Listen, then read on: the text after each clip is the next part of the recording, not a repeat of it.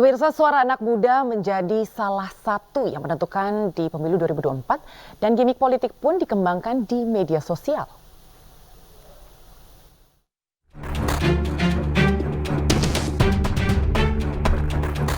Berangkat dari fakta bahwa pemilih muda rentang usia 22 hingga 30 tahun di 2024 akan mendominasi hingga 56%. Tak jarang beragam cara pendekatan dilakukan untuk menarik minat politik mereka. Salah satu yang ramai ditanggapi anak muda adalah gimmick politik Prabowo Subianto yang menari dan mendapat julukan Gemoy. Anak muda ditampilkan dengan pendekatan bergoyang-goyang di media sosial. Menurut Cakradata, tangkapan jagat maya pasangan Prabowo Gibran unggul salah satunya karena gimmick tersebut. Namun, sentimen negatifnya juga paling besar dibanding paslon lain.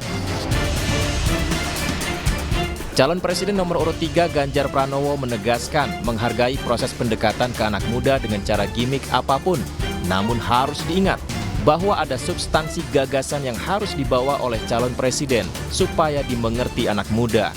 Karena ini menyangkut masa depan bangsa. Melawan gimmick gemoy-gemoy sekarang ini. Oh, jangan ke situ dong. Itu mah kemudian kasih stempel. Enggak, saya menghormati gimmick orang, tapi hari ini anak-anak muda mesti diedukasi. Saya membaca siapa ya anak perempuan yang di UGM, Oki kalau nggak salah. Oki kemudian menyampaikan, kami anak muda tersinggung kalau hanya sekedar dikasih gimmick, maka perlu pencerdasan, edukasi politik berdasarkan apa programnya, program untuk anak muda apa sih. Ketika saya ketemu dengan anak muda, tidak semua anak muda suka gimmick kok. Mereka pingin ekonomi kreatif yang saya punyai, Anda bisa fasilitasi nggak ya? Apakah kemudian Anda bisa hadirkan lebih banyak kreatif hub untuk saya, apa enggak ya? Apakah IP yang saya miliki bisa dijaminkan bank, apa enggak? Itu anak muda. Jadi boleh pakai gimmick, tapi jangan menghilangkan substansi. Jika demi meraih suara anak muda, melakukan berbagai cara agar menarik minat mereka, rasanya sayang kalau anak muda dianggap hanya tertarik dengan gimmick politik sekedar gemoy saja. Tim Liputan iNews melaporkan.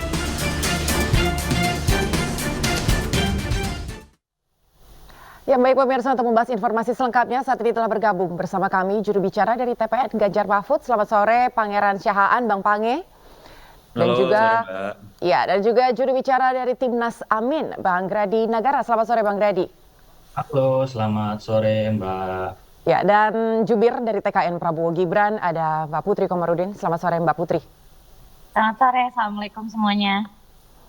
Baik, Mbak Putri, tadi kita sempat melihat ya gimmick politik dari Pak Prabowo. Sebetulnya maksudnya apa nih Mbak gitu? Kan Ya. ya, karena kan tadi juga sudah disampaikan oleh beberapa pihak, begitu salah satunya tadi juga ada Pak Ganjar. Apakah gimmick ini betul-betul sesuai untuk bisa menarik simpati dari kaum muda? Ya. Kalau misalnya soal joget gemoy yang sekarang tuh banyak ditampilkan ya di mana-mana.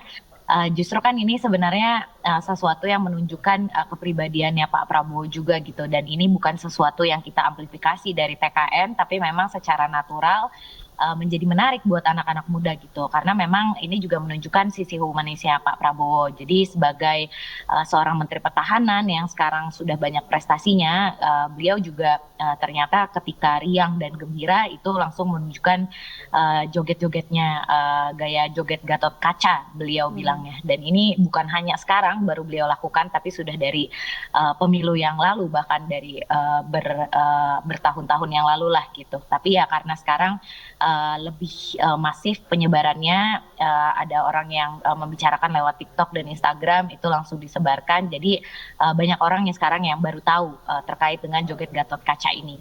Dan memang kalau kita lihat justru apresiasinya datangnya dari grassroots, dari banyak orang yang juga mengapresiasi joget ini sehingga dibilangnya joget gemoy ala Pak Prabowo.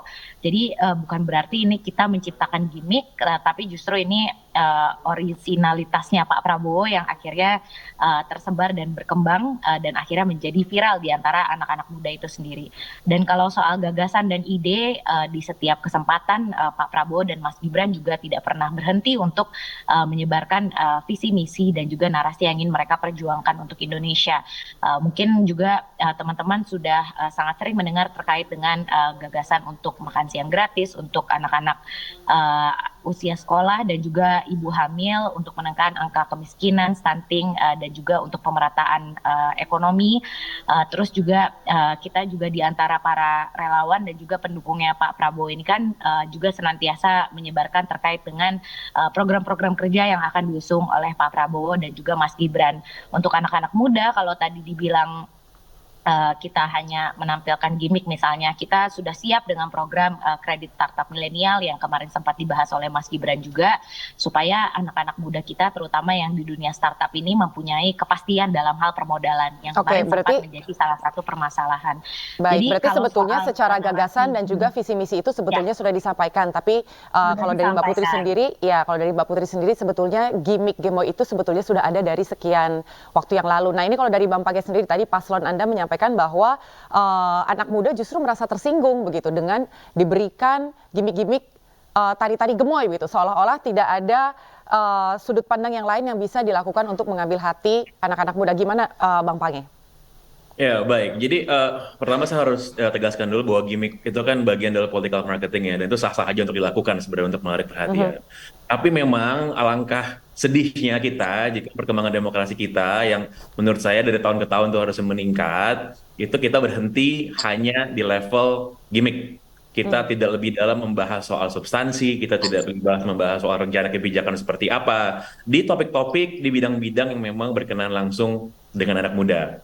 Nah, ini juga sempat sudah dinyatakan oleh beberapa kelompok anak muda dan juga elemen mahasiswa yang menyatakan bahwa ya anak muda ini jangan dikotakkan dalam satu box aja, jangan dikerdilkan bahwa anak muda cuma suka sesuatu yang gimmick, cuma suka sesuatu yang joget-joget dan lain sebagainya. Tapi ada juga sebenarnya dan banyak, tidak sedikit kelompok anak muda yang menjadi mayoritas dari pemilih kita di 2024 nanti yang sebenarnya mementingkan dan menonjolkan soal substansi. Jadi saya rasa gimmick sih oke, tapi jika itu yang ditaruh di depan dan itu yang menjadi sorotan, saya rasa kita tidak berkembang demokrasinya gitu kalau kita stop di situ, Mbak.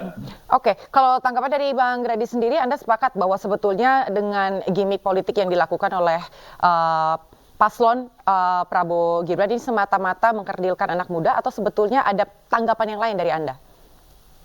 Saya kira gini ya, saya sepakat dengan Mas Pange bahwa gimmick itu sebetulnya hal yang lazim dalam politik, terutama dalam konteks elektoral. Tapi poinnya adalah yang pengen saya tekankan di sini bahwa yang namanya gimmick atau simbol itu sebetulnya dia punya pesan. Jadi gimmick atau simbol itu sebetulnya kan adalah manifestasi dari komunikasi ya, di mana komunikasi itu selalu berbasiskan pada pesan apa yang ingin disampaikan.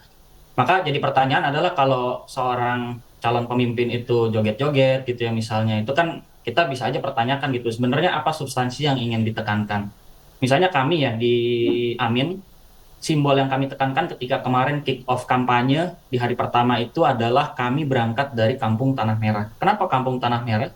Kampung Tanah Merah ini jadi simbol. Kenapa? Karena ini simbol melawan ketidakadilan.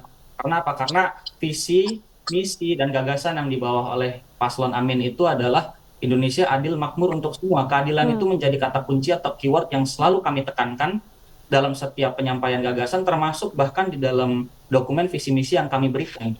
Makanya kemarin salah satu simbol yang ingin kami bawa, yang pengen kami tekankan itu adalah bahwa ini loh, capres kami, cawapres kami itu datang dari gagasan melawan ketidakadilan, yang mana Tanah Kampung Merah itu kan sebetulnya dulu adalah tempat warga termarginalisasi. Ketika Jakarta di tahun 2000-an itu belum punya KTP, warga situ akhirnya ada KTP, sampai tahun di mana Pak Anies Baswedan menjadi gubernur itu diberikan IMB kawasan. Itu adalah bagian dari bentuk perlawanan terhadap ketidakadilan, saya kira.